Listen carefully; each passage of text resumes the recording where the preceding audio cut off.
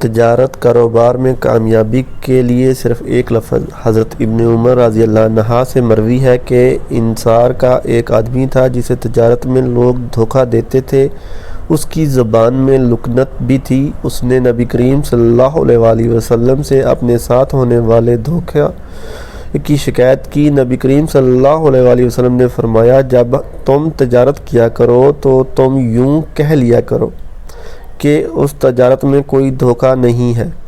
حضرت ابن عمر رضی اللہ عنہ فرماتے ہیں کہ واللہ یوں محسوس ہوتا ہے جیسے اب بھی میں اسے تجارت کرتے ہوئے لا خلابہ کہتے ہوئے سن رہا ہوں اور اس کی زبان اڑ رہی ہے۔ بخاری مسلم۔ فوائد: یہ لفظ بے شمار اللہ والوں سے معقول ہے۔ لڑکے یا لڑکی کا کہیں رشتہ کرنا ہے، شادی کی خریداری کرنی ہے، قربانی کے لیے جانور خریدنا ہے، کاروبار میں لین دین، حتیٰ کہ آپ بازار سے کوئی سودا سلف ہی خریدنے جا رہے ہیں تو منہ میں اللہم لا خلابہ پڑھتے ہوئے جائیں۔ پھر اس جادوئی لفظ کا کمال خود دیکھیے، آپ کو سب سے بہترین چیز آپ کے معیار اور قیمت کے مطابق ملے گی۔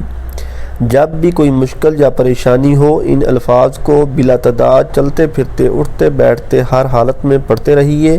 باجازت شیخ الوظائف حکیم محمد طارق محمود مجوبی چغتائی۔ ویڈیو کو صدقہ جاریہ کی نیت سے شیئر کریں۔